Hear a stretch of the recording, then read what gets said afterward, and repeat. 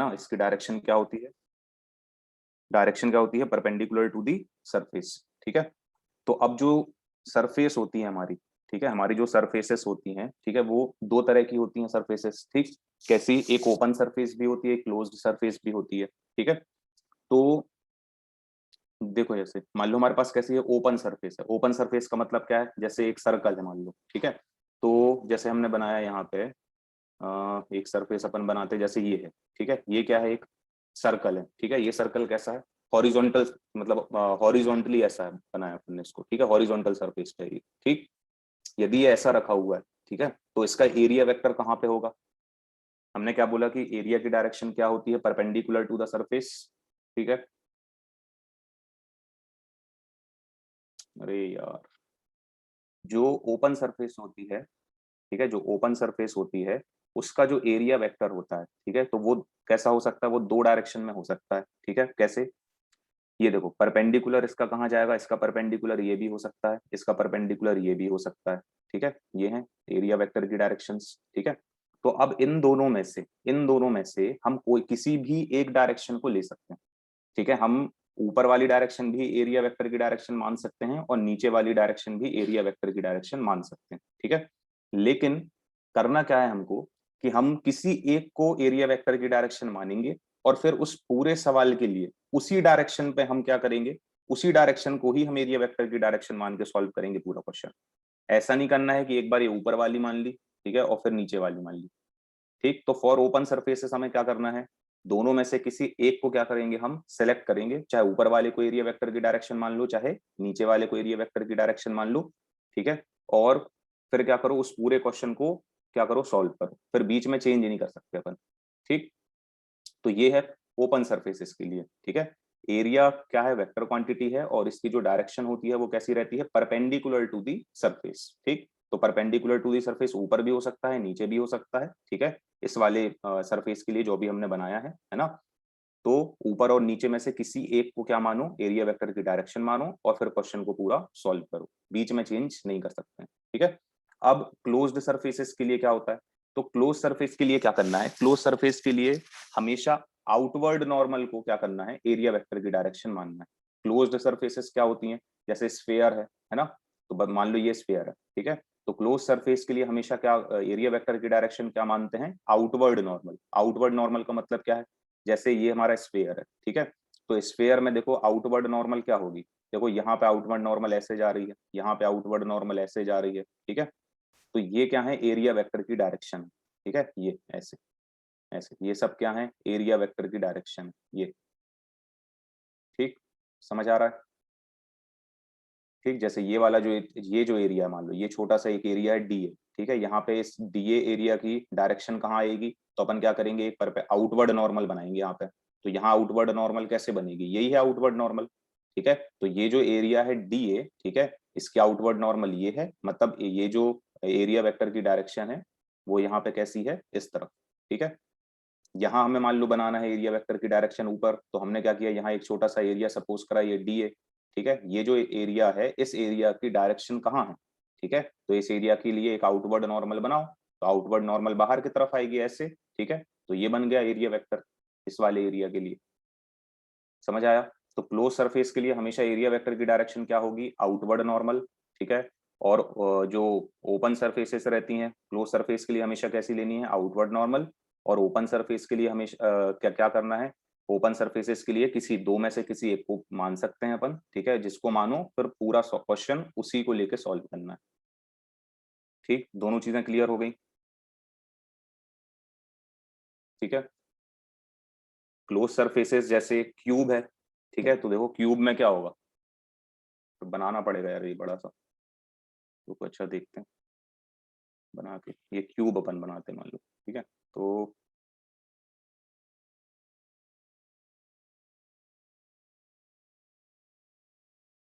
ये यस है ना, स्क्वायर शीट होती तो ये कौन सी सरफेस होती, एक स्क्वायर शीट होती है हमारे पास ऐसे, तो ये क्या है, ओपन या क्लोज, ओपन सरफेस है। ठीक है, तो इसके लिए एरिया वेक्टर कैसा बनता, इसके लिए एरिया वेक्टर देखो अलोंग जेड डायरेक्शन बनता। मतलब बोर्ड से बाहर की तरफ आता ऐसे परपेंडिकुलर टू दी सरफेस ऐसा आता, या अंदर की तरफ जाता। ठीक है, तो इन दोनों में से किसी एक को हम क्या करते, एरिया वेक्टर मान लेते, चाहे बाहर वाले को मान लो और चाहे अंदर वाले को मान लो। ठीक है, ये कौन सी सरफेस है, क्यूब, क्लोज सरफेस है।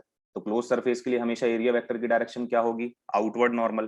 ठीक है, अब देखो इसमें क्यूब में कितने फेसेस होते हैं, आंसर देते चलो जल्दी चैट पे। क्यूब में कितने फेसेस रहते हैं, 6। ठीक है, अब देखो इन 6 फेसेस में एरिया वेक्टर की डायरेक्शन अलग अलग आएगी।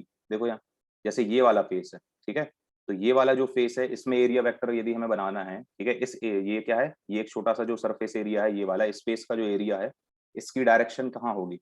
तो इसकी डायरेक्शन बनाने के लिए हम क्या करेंगे, एक आउटवर्ड नॉर्मल खींचेंगे। तो देखो ये आउटवर्ड नॉर्मल ऐसे आएगी। ठीक है, माइक ऑन है किसी का, ऑफ कर लो। तो देखो ये आउटवर्ड नॉर्मल इस डायरेक्शन में आएगी। इसका मतलब ये वाला जो फेस है, ठीक है, क्यूब का, ठीक है, इसका जो एरिया है उसकी डायरेक्शन कहाँ है, इस तरफ। ठीक, अब यदि हमें मान लो इस वाले के लिए बनाना है एरिया वेक्टर, तो आउटवर्ड नॉर्मल कहाँ आएगा, परपेंडिकुलर टू द सरफेस, तो ऊपर आएगा। ठीक, तो इसके लिए देखो एरिया वेक्टर यहाँ आ रहा है ना। इस वाले के लिए एरिया वेक्टर कहाँ आएगा, नीचे वाले के लिए ऐसा आएगा, परपेंडिकुलर टू द सरफेस और आउटवर्ड नॉर्मल बनाना है। ठीक है, इस वाले के लिए कहाँ आएगा, ये वाला जो फेस है ये इस तरफ आएगा। ठीक है, पीछे वाले के लिए पीछे आएगा, आगे वाले के लिए आगे आएगा। ठीक है, जैसे ये आगे वाला फेस है जो फ्रंट वाला, इसके लिए आगे आएगा, आगे आएगा तो आगे के लिए अपन क्या बनाते हैं, बाहर के लिए अपन देखो लाइन तो बना नहीं सकते, तो बाहर के लिए हम लोग क्या इस्तेमाल करते हैं, डॉट। इस डॉट का मतलब क्या होता है, बाहर की तरफ, और क्रॉस बनाएंगे तो अंदर की तरफ। ठीक है, तो ये ऐसा यदि हमने बना दिया, मतलब यहाँ पे एरिया वेक्टर कैसा है, ऐसे बाहर की तरफ, आउटवर्ड नॉर्मल बाहर की तरफ आएगी। और ये जो पीछे वाला है ये वाला, इसमें एरिया वेक्टर की डायरेक्शन कहाँ बनेगी, अंदर की तरफ। ठीक है, तो ये अंदर की तरफ ऐसे जाएगी, इसलिए क्रॉस बनाया। अब समझ आ गया सबको। ठीक, हमारा पाला किससे पढ़ने वाला है, हमारा पाला इसमें इस चैप्टर में क्लोज्ड सरफेसेस से पढ़ना। ठीक है, तो क्लोज सरफेसेस के लिए एरिया वेक्टर की डायरेक्शन तुमसे बनाते आनी चाहिए। जहां भी बनाना है वहां क्या करो, एक आउटवर्ड नॉर्मल खींच दो बस। ठीक, चलो अब हेडिंग लिखो जल्दी से, एरिया वेक्टर लिख ली, उसमें लिखो, कहाँ गया, एरिया वेक्टर में लिखो, it is vector associated with every area element। ठीक है, it is vector associated with every area element। it is, heading क्या थी, area vector, it is a vector associated with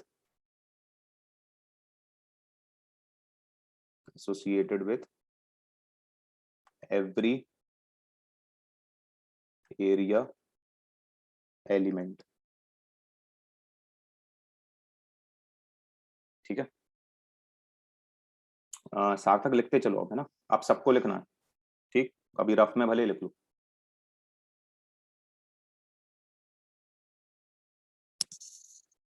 नहीं, क्लोज सरफेस में नहीं करना है, क्लोज सरफेस में हमेशा आउटवर्ड नॉर्मल लेना है। ठीक है, फिर आगे लिखना है, एरिया क्या है, area is a vector quantity, ऐसे बना के लिख लो, area is a vector quantity.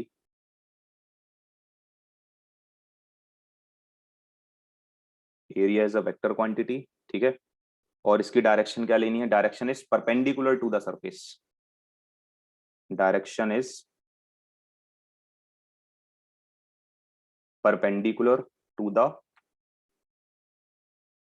Surface. Direction is perpendicular to the surface. ठीक,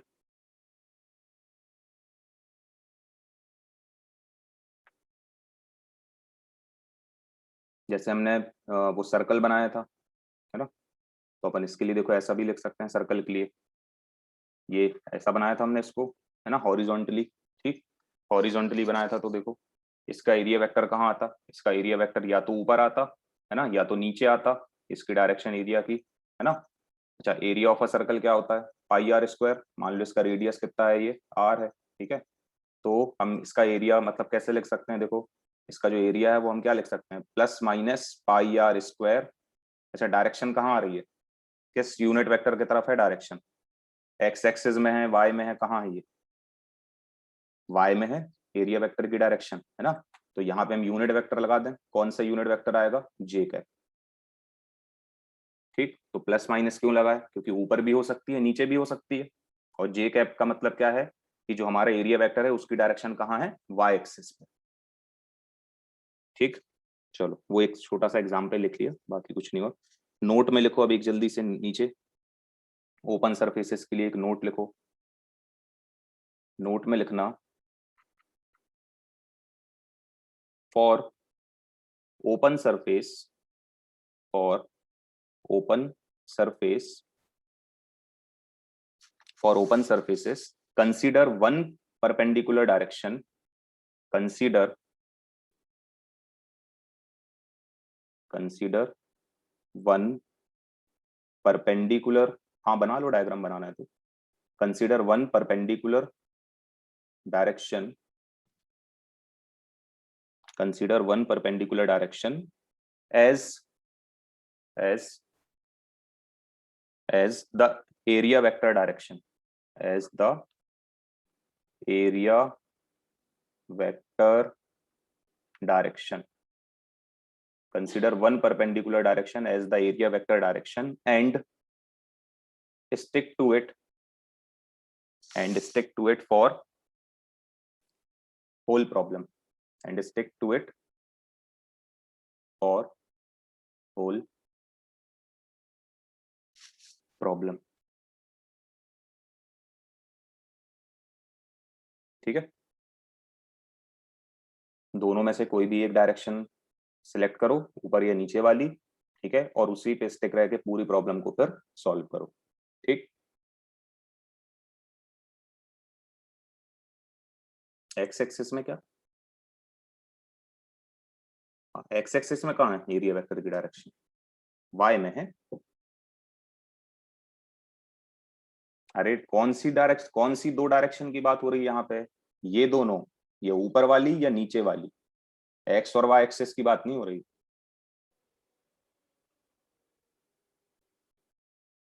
एरिया वेक्टर की डायरेक्शन क्या होती है, परपेंडिकुलर टू द सरफेस। अब ऐसे परपेंडिकुलर दो हो सकते हैं, प्लस वाई भी हो सकता है, माइनस वाई भी हो सकता है ना, तो उन दोनों में से कोई एक लेना। ठीक, चलो अब एक और नोट लिख लो क्लोज सरफेस के लिए। लिखो, for closed surface, for closed surface, for closed surface always consider, always consider, for closed surface or always consider outward normal, outward normal, outward normal as area vector direction. Always consider outward normal as area vector direction.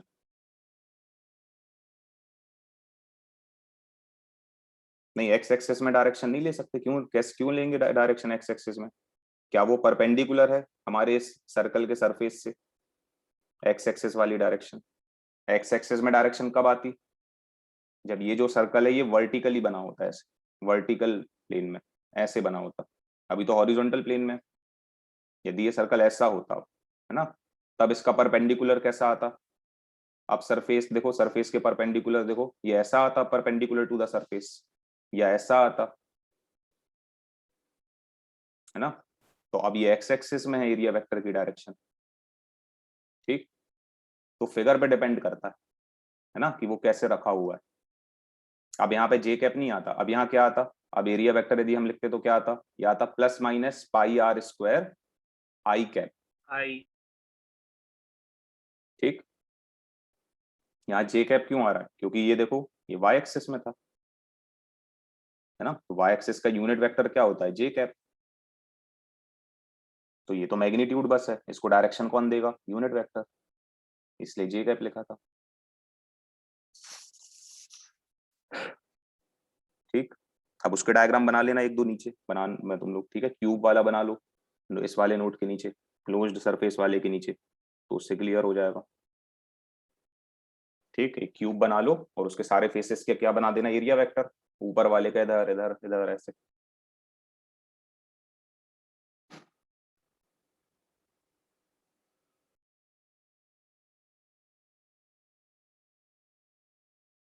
हो गया तो बताना, आगे बढ़े फिर। ये sir हो गया। ठीक है, क्लियर कर दें, सबका हो गया भाई? जिसका नहीं हुआ हो तो वो बता दो मेनली, स्क्रीनशॉट ले लिया करो।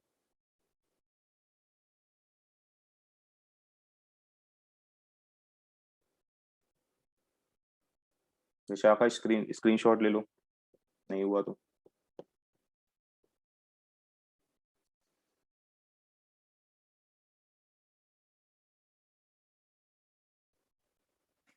चलो अब नेक्स्ट हेडिंग लिखना है सबको, इलेक्ट्रिक फ्लक्स।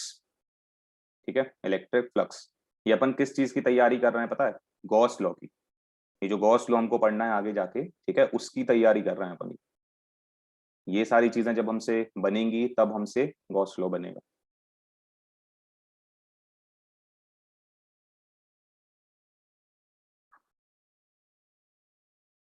चलो इलेक्ट्रिक फ्लक्स, ठीक है, इलेक्ट्रिक फ्लक्स। ठीक, तो पहले तो सबसे पहले फ्लक्स का मतलब समझो, फ्लक्स कहलाता क्या। ठीक है, देखो जैसे मान लो हमारे पास क्या है, एक पाइप है, ठीक है, पानी की सटक है हमारे पास, ठीक। और हमने क्या किया, उसको पाइप को क्या किया, नल से कनेक्ट किया, ठीक है, और नल चालू कर दिया। ठीक, जैसे ही हमने नल चालू किया तो पाइप में से पानी बाहर आएगा। ठीक, अच्छा ये जो पाइप में से पानी बाहर आ रहा है, ठीक है, देखो नल का जो स्टॉपर होता है, ठीक है, जिसको हम लोग हिंदी में क्या बोलते हैं, टोंटी, है ना, उसको यदि हम क्या करेंगे, कम खोलेंगे, ठीक है, नल यदि हम कम खोलेंगे तो पाइप में से जो पानी बाहर निकल रहा है, ठीक है, क्या उसकी इंटेंसिटी कम रहेगी या कम पानी बाहर निकलेगा, ऐसा बोल सकते हैं अपन, है ना। और यदि हम नल पूरा खोल देंगे तो पाइप में से निकलने वाला जो पानी है वो ज्यादा आएगा पानी। ठीक है, तो हम बोल सकते हैं कि इस पाइप में से जो पानी निकल रहा है, ठीक है, पाइप में से जो पानी निकल रहा है उसके पास मैग्नीट्यूड है, ठीक है, उसको हम कम ज्यादा कर सकते हैं। उसके पास मैग्नीट्यूड है, कम पानी निकालना है, ज्यादा पानी निकालना है, ठीक है, तो उसके पास ऐसा बोल सकते हैं अपन एक प्रकार से मैग्नीट्यूड तो है। ठीक है, अच्छा यदि हम उस पाइप को ऐसे सीधे रखें तो पानी जो है वो ऐसे सीधे जाएगा, और यदि हम ऐसा कर दें तो पानी इस तरफ जाएगा, इस तरफ कर दें तो पानी इधर जाएगा, ऊपर कर दें तो पानी ऊपर जाएगा। ठीक है, तो क्या पानी के पास, ये जो पाइप में से पानी निकल रहा है, क्या इसके पास डायरेक्शन भी है? क्या इसके पास डायरेक्शन भी है? हम जिस तरफ करते हैं पानी उस तरफ जाने लगता है, तो उसके पास मैग्नीट्यूड भी है और डायरेक्शन भी है। ठीक है, तो अभी हमारे लिए ये जो पानी पाइप में से निकल रहा है, ये स्केलर हुआ या वेक्टर हुआ? ये स्केलर हुआ या वेक्टर हुआ? वेक्टर हुआ, क्योंकि इसके पास मैग्नीट्यूड भी है और डायरेक्शन भी है। ठीक है, अच्छा अब हमने क्या किया, अब हमने ये जो पाइप में से पानी निकल रहा था, ठीक है, हमने क्या किया, एक कंटेनर लिया और उसमें उस पानी को भर दिया, एक बाल्टी ली हमने, ठीक है, और उस पानी को हमने क्या किया, बाल्टी में भर दिया। ठीक, अब ये जो हमारे पास बाल्टी है, इसके अंदर वो पानी भर गया। ठीक है, तो पानी के पास मैग्नीट्यूड तो है, क्योंकि पानी बाल्टी में कितना भरा है, कम भरा है, ज्यादा भरा है ना, तो मैग्नीट्यूड तो है। लेकिन बाल्टी में भरे हुए पानी के पास क्या कोई डायरेक्शन है? बाल्टी में भरे हुए पानी के पास कोई डायरेक्शन नहीं है। ठीक है, लेकिन मैग्नीट्यूड है ना। तो अब वो क्या बन गया, स्केलर बन गया। अब वो क्या बन गया, स्केलर बन गया। ठीक है, तो फ्लक्स क्या है इसमें से, देखो फ्लक्स क्या है, बाल्टी में भरा हुआ जो पानी है, जो हमने इकट्ठा करके रखा है, एक पानी का ढेर बना के रख लिया हमने, ठीक है, तो बाल्टी में भरा हुआ जो पानी है ना, वो है फ्लक्स। फ्लक्स भी स्केलर है, फ्लक्स भी क्या है, स्केलर क्वांटिटी। ठीक है, जैसे इलेक्ट्रिक फील्ड क्या होती थी, वेक्टर होती थी, क्योंकि उसके पास क्या क्या है, मैग्नीट्यूड भी है, डायरेक्शन भी है। लेकिन इलेक्ट्रिक फ्लक्स क्या है, स्केलर है। तो फ्लक्स का थोड़ा सा मतलब समझ आया कि फ्लक्स है क्या चीज। ठीक है, एक हम बोल सकते हैं किसी चीज का ढेर, ठीक है, जिसके पास क्या है, मैग्नीट्यूड तो है बट डायरेक्शन नहीं है। ठीक है, वो है फ्लक्स। ठीक, और अपन आते हैं इसमें। ठीक है, एक बार में ध्यान से अच्छे से सुनो, हम बार बार रिपीट करेंगे तो बहुत लेट होंगे अपन, है ना। हमने सब बताया तुमको, और देखो और एग्जाम्पल बताते हैं, ठीक है, ये नहीं अच्छा क्लियर हुआ तो देखो, मान लो ऐसे एक खिड़की है, ठीक है, एक हमारी एक मान लो ऐसी एक विंडो है, ठीक, घर में एक विंडो ऐसी है, ठीक है, तो इस विंडो में से क्या होता है, बाहर से हवा आती है। ठीक, बाहर से हवा आती है। अब बाहर से कितनी हवा अंदर आएगी, बाहर से कितनी हवा अंदर आएगी, ठीक है, ये किस किस चीज पे डिपेंड करता है वो देखो। इसका अपन फॉर्मूला ही बना लेते हैं पहले इलेक्ट्रिक फ्लक्स का, ठीक है। बाहर से कितनी हवा अंदर आएगी ये डिपेंड करता है इस खिड़की के एरिया पे। सबसे पहले तो हम बोल सकते हैं इस खिड़की के एरिया पे डिपेंड करता है। यदि हमारे घर की ये खिड़की छोटी सी होती, ठीक है, तो कम हवा अंदर आती, और यदि बड़ी खिड़की है तो हवा ज्यादा अंदर आएगी। तो सबसे पहले ये देखो बाहर से कितनी हवा अंदर आएगी ये किस किस पे डिपेंड करता है, एरिया पे डिपेंड कर रहा है, ठीक है। अच्छा, और एक चीज, हवा पे भी डिपेंड करता है क्या, बाहर कितनी हवा चल रही है। बाहर यदि हवा ज्यादा नहीं चल रही होगी तो, बाहर यदि ज्यादा हवा नहीं चल रही होगी तो हवा ज्यादा अंदर नहीं आएगी, और बाहर यदि तेज हवा चल रही होगी तो हवा ज्यादा अंदर आएगी। तो इस खिड़की में से कितनी हवा अंदर आएगी, क्या ये उस हवा की एयर की इंटेंसिटी पे भी डिपेंड करता है कि उसकी स्ट्रेंथ कितनी है ना, उसकी इंटेंसिटी पे भी डिपेंड करता है। यदि एयर की इंटेंसिटी बाहर ज्यादा होगी तो ज्यादा अंदर आएगी, और कम इंटेंसिटी होगी तो कम अंदर आएगी, ठीक है। तुम एयर को इलेक्ट्रिक फील्ड से कंपेयर करना, एयर को कैसे कंपेयर करना, इलेक्ट्रिक फील्ड से, ठीक है। तो बाहर इंटेंसिटी यदि ज्यादा होती तो ज्यादा हवा अंदर आती, और कम इंटेंसिटी है तो कम हवा अंदर आएगी, ठीक है। मतलब इंटेंसिटी पे भी डिपेंड करता है एयर की, ठीक। तो यहाँ हम एयर की इंटेंसिटी नहीं लिख रहा है, यहाँ हम इलेक्ट्रिक फील्ड की इंटेंसिटी लिखेंगे, ठीक है। तो ई पर भी डिपेंड करता है, ठीक। वैसे यहाँ समझ समझ लो कि फ्लक्स कम होगा या ज्यादा होगा ये किस पे डिपेंड करता है, इंटेंसिटी ऑफ इलेक्ट्रिक फील्ड पे डिपेंड करता है, ठीक। फिर आते हैं अपन तीसरी चीज पे। अब इसको बहुत ध्यान से देखना, ठीक है, तुम ही लोग आंसर देना। मान लो जब हमारी ये विंडो ऐसे रहती है, ठीक है, हमारी ये विंडो ऐसे है, ठीक, और बाहर से हवा जो आ रही है वो किस डायरेक्शन में आ रही है, ऐसे अंदर आ रही है, ऐसे, ठीक है। ये विंडो में से इस डायरेक्शन में ऐसे अंदर आ रही है, ठीक। अच्छा, इस विंडो का, ठीक है, अच्छा जब ये दो मान लो ये विंडो जब ऐसे रहती है तब ये पूरी खुली हुई है, ठीक है, और मैक्सिमम एयर अंदर आती है इस टाइम पे, कैसी, मैक्सिमम, ठीक। और जब हम इस विंडो को ऐसा कर देते हैं, ठीक है, मान लो ये क्या हो गई, अब बंद हो गई हमारी विंडो, समझने के लिए ऐसा मान के चलो कि हमारी विंडो जो है वो क्या हो गई, अब बंद हो गई, ठीक है, समझ आया। तो अब बिल्कुल हवा नहीं अंदर आती, जीरो हवा अंदर आ रही है, ठीक है। जब ऐसी है तो मैक्सिमम हवा अंदर आ रही है, और जब ऐसे हो गई तो जीरो हवा अंदर आ रही है, ठीक। अच्छा, अब ध्यान से देखना, जब ये विंडो ऐसे थी तब इसका एरिया वेक्टर कहाँ है, एरिया वेक्टर ऐसे बनेगा, देखो क्या इसका एरिया वेक्टर ऐसे बनेगा, इस तरफ आउटवर्ड नॉर्मल, है ना। और एयर की डायरेक्शन कहाँ है, एयर भी ऐसी हवा, एयर भी ऐसी आ रही थी अंदर, ठीक है। यदि एयर की डायरेक्शन भी ये है, इसका एरिया वेक्टर भी ये है, तो दोनों के बीच का एंगल कितना हुआ, दोनों के बीच का एंगल कितना हुआ, जीरो, ठीक है। दोनों के बीच का एंगल जीरो हो गया, ठीक है। अब हमने क्या किया, अच्छा जब एंगल जीरो है तो हवा कितनी अंदर आ रही है, मैक्सिमम। जब एंगल कितना है, एरिया वेक्टर और इंटेंसिटी ऑफ एयर के बीच का एंगल कितना है, जीरो, ठीक है, तब कितनी हवा अंदर आ रही है, मैक्सिमम, ठीक। अच्छा, अब हमने क्या किया, इसको ऐसा कर दिया। अब एरिया वेक्टर की डायरेक्शन कहाँ है, अब एरिया वेक्टर की डायरेक्शन ये है, अब एरिया वेक्टर की डायरेक्शन ये है, ठीक है। लेकिन हवा तो अभी भी उसी डायरेक्शन में अंदर आना चाह रही है, हवा की डायरेक्शन तो अभी भी वही है ना, ऐसे, ठीक है। एरिया वेक्टर ये है, एयर की डायरेक्शन ये है। अब दोनों के बीच का एंगल कितना हो गया, 90 हो गया, 90 डिग्री। ठीक है। अब ये जब एंगल 90 हुआ है, अच्छा देखो हमने बोला था ऐसे में विंडो बंद हो गई, अब कितनी हवा अंदर आ रही है, जीरो। अब कितनी हवा अंदर आ रही है, जीरो, ठीक है। तो जब एंगल 90 है तब हमें कितनी हवा अंदर मिल रही है, जीरो। और जब एंगल जीरो था तब हमें कितनी हवा अंदर मिल रही थी, मैक्सिमम। तो ऐसा कौन सा ट्रिग्नोमेट्रिक फंक्शन होता है जो 90 पे जीरो होता है और जीरो पे मैक्सिमम होता है, cos कॉस। इसका मतलब क्या, बाहर से कितनी हवा अंदर आएगी ये कॉस थीटा पे भी डिपेंड करता है, ठीक है। बाहर से कितनी हवा अंदर आएगी ये कॉस थीटा पे भी डिपेंड करता है। तो यहाँ हमने कॉस थीटा भी लिख दिया, लो, ठीक है, समझ आया।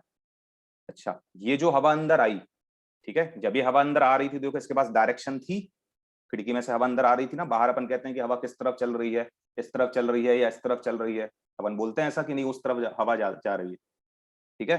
तो अपन बोलते हैं कि हवा की डायरेक्शन उस तरफ है, ठीक। अच्छा, जब वो हवा अंदर आ गई खिड़की में से, ठीक है, और आकर हमारे कमरे में भर गई, ठीक।